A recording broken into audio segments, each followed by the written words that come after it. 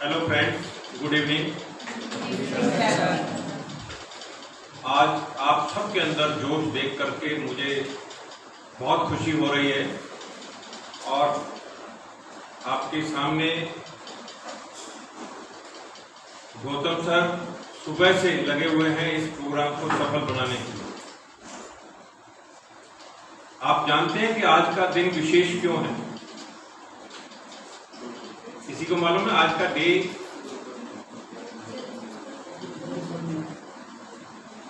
Guru Purnima. Very good. सिर्फ 2 या 3 बच्चे ही बता पाए।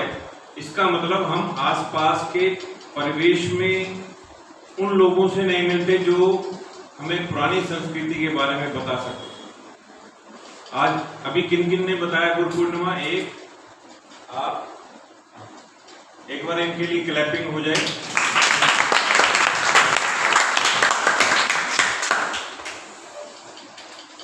अक्सर देखा गया है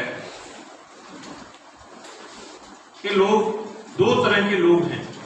एक ये कि क्या फर्क पड़ता है और दूसरे बहुत फर्क पड़ता है।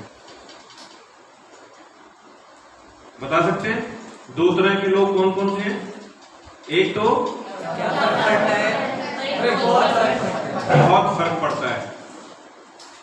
वे बच्चे जो बहुत फर्क पड़ता है वो बहुत आगे निकलते हैं, और वे बच्चे जो आज और अभी से ये इस धारणा के साथ चल रहे हैं क्या फर्क पड़ता है, कुछ नहीं किया तो भी क्या फर्क पड़ता है, किसी की रिस्पेक्ट नहीं दी तो भी क्या फर्क पड़ता है, आगे पढ़ाई नहीं की तो भी क्या फर्क पड़ता है। नहीं,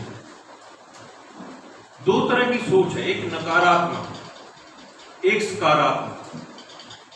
सकारात्मक तो यह है कि मैं क्या दे सकता हूं, और नकारात्मक यह है कि मुझे क्या मिलेगा। नकारात्मक में क्या क्या आएगा और सकारात्मक में मैं क्या दे सकता हूं। तो आपके ऊपर डिपेंड करता है कि हम किस सोच के साथ चल रहे हैं, हमारा ट्रैक कैसा है। आज गुरु पूर्णिमा पे मैं गौतम सर को बहुत पिछले कई सालों से जानता हूं। इनका मन करता है कि मैं अपने से सीनियर का इतना रिगार्ड करूं, बस आंखें बिछा दूं।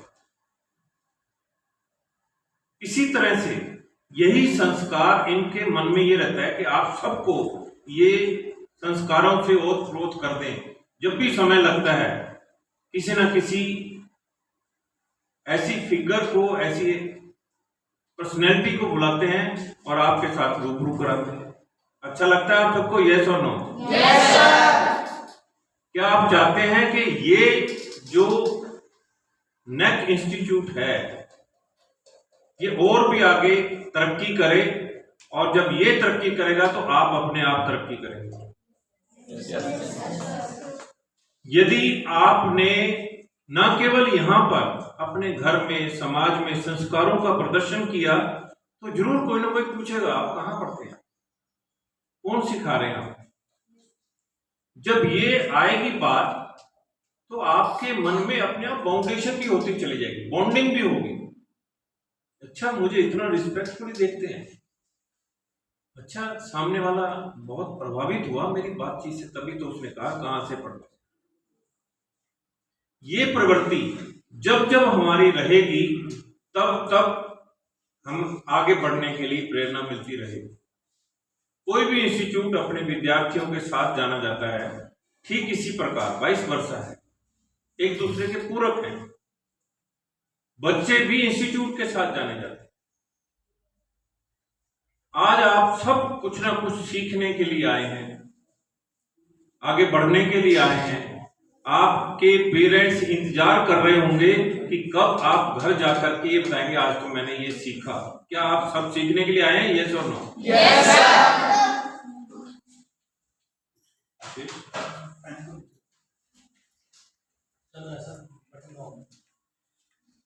कोई पावर चलेगी। तो बच्चों, आज तक हमने जब भी कहीं गए हैं इंस्टीट्यूट, हमने उन बच्चों को कुछ ना कुछ बताया और सिखाया। आप सब सुनने के लिए आए हैं या कुछ पूछने के लिए भी आए हैं?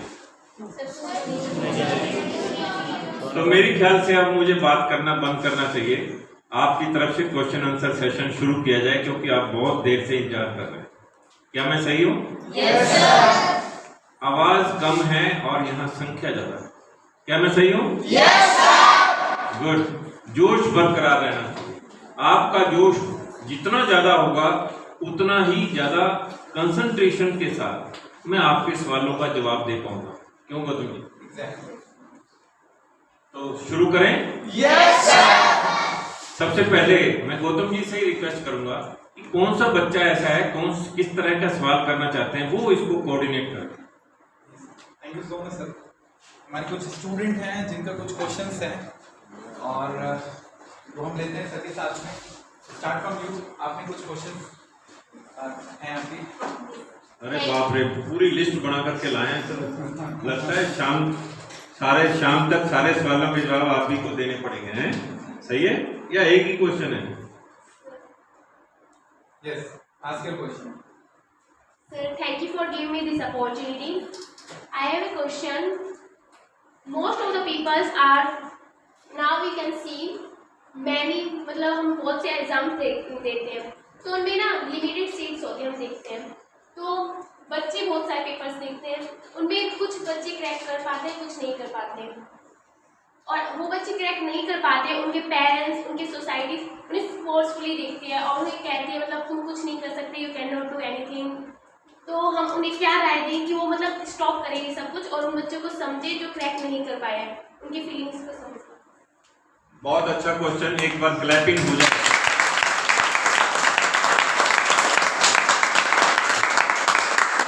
क्या नाम है आपका? विनीता। कौन सी क्लास में? 10th में। गुड। क्या बनना चाहते हैं आप? IAS officer. ये तो इनके ड्रीम बहुत अच्छे हैं, मेरे ख्याल से आपने भी कोई ना कोई ड्रीम बनाया होगा, ऐसी मैं उम्मीद करता हूँ। बैठिए। विनीता का क्वेश्चन ये है सिंपली भाषा में कि जो हमारे आसपास के हमारे जो भी परिवार के सदस्य हैं उनकी हमारे से बहुत सारी उम्मीदें होती हैं कि हमारा बच्चा टॉप करे, हमारा बच्चा जो भी टेस्ट दे उसमें पास हो जाए, और इतना प्रेशर डाल देते हैं बच्चों पे कि वो प्रेशर ही में उलझ के रह जाता है। एग्जाम तो क्लियर करने की बात बहुत दूर चली जाती है। क्या मैं सही हूँ? Yes sir. गौतम जी, क्या मैं सही समझ पाया? अब ऐसे में आपको किसी भी तरह का स्ट्रेस लेने की जरूरत नहीं है। मैं एक बहुत छोटे एग्जाम्पल के साथ आपको समझाऊंगा, ध्यान से अगर समझेंगे तो उस एग्जाम्पल में ही आपका सभी के क्वेश्चन, मेरे ख्याल ज्यादातर बच्चों के सवाल होंगे जरूर, ये सवाल जो इन्होंने पूछा है। क्या मैं सही हूँ? Yes sir. एक बात की बात है कि एक गहरे खड्डे में बहुत सारे मेंढक इकट्ठे रह रहे थे। उनका मनोबल की दशा ये हो गई थी कि भाई हम ऊपर जा ही नहीं सकते, खड्डे में है तो खड्डे में ही रहेंगे। क्यों? कुछ दूर चलते थे फिर नीचे फिसल जाते थे, या तो फिसल जाते थे या नीचे वाले जो उसके यार दोस्त हैं उसकी लेग पुलिंग करते थे, टांग खींच लेते थे। ये जो मैं मेंढक की बात कर रहा हूं ये समझो हमारे आसपास का वातावरण। मेरी बात समझ पा रहे हो? Yes sir. पीछे तक? Yes sir. तो उनमें से एक मेंढक बड़ी फुर्ती से ऐसे निकला, ऐसे करके वो ऊपर चढ़ गया। जब चढ़ गया तो आप में से किसी ने कहा कि मेंढकों की तो ऐसी नेचर नहीं है, वो तो एक दूसरे की टांग खींचने के लिए मशहूर है, ये कैसे चढ़ गया? क्यों ना इसका कुछ ना कुछ रिसर्च की जाए। तो जब वहाँ मेडिकल साइंस के हिसाब से उन्होंने उसकी रिसर्च की तो पता चला कि वो बहरा था, यानी उसको सुनाई नहीं दे रहा था। तो उन्होंने कहा कि ये तो बहरा है। कहता ये बहरा है इसीलिए ऊपर तक चला गया, नहीं तो अगर इसके कान होते, यदि ये इसको सुनाई देता तो इसके यार दोस्त इसको बार बार ये कह रहे थे ऊपर मत जा, ऊपर खतरा है, ऊपर मत जा, ऊपर खतरा है। क्यों? क्योंकि उसको खतरा सुनाई नहीं दिया, अपने दोस्तों की बात सुनाई नहीं दी, इसलिए वो ऊपर चढ़ पाया। तो मैं ये जो क्वेश्चन का जवाब देना चाह रहा हूँ अनावश्यक रूप से जो भी स्ट्रेस देता है, आप उसको अगर समझाने की स्थिति में नहीं है तो आप उनको कहिए कि मेरे पे आप भरोसा करें, मैं जो भी कुछ कर रही हूँ अपनी तरफ से 100% आउटपुट देने के लिए कर रही हूँ। पेरेंट्स कहेंगे, नेचर है, गुरुजी कहेंगे कि बेटा देख के संभल के। आज मैं आपके सामने हूं, अगर मेरे मदर फादर होते तब भी वो, मैं अगर घर से आया हूं तो क्या कहते, कल्पना कर सकते हो कि बेटा ध्यान से जाना, कहते कि नहीं कहते? Yes sir. आपको भी कहते होंगे। Yes sir. आपको तो इस स्टेज में कहते हैं, हमें मोर देन 60 ईयर हो गए ये सुनते सुनते मम्मी डैडी से कि बेटा बाहर ध्यान से जाना और जल्दी आ जाना और इधर उधर कहीं किसी के उसमें बातों में मत आना। जब माँ बाप नहीं है तब ये बात कौन कहता होगा? Self discipline, self analysis. कई बातें ऐसी हैं हमारे माँ बाप की कही हुई, आज भी हम लौकिक या अलौकिक तरीके से हम उनकी बात को फॉलो करते हैं। जब भी हमें कभी भी किसी प्रकार का प्रेशर, डर या ऐसी नौबत आती है कि ये होगा या नहीं होगा, हमारे माँ बाप हमेशा ये कहते थे कि मियाँ जी सबक नहीं देंगे तो घर तो आने देंगे। इसका मतलब समझे कि डरने का मतलब तो घर से निकलना कैंसिल हो गया, यानी घर से निकलना ठीक नहीं है, सुरक्षित नहीं है। वे लोग जो घर से निकले ही नहीं तो घर में पाएंगे क्या? समझ पाए मेरी बात? क्या आपके सवाल का जवाब कुछ मिला या और इसको एलोबरेट करो?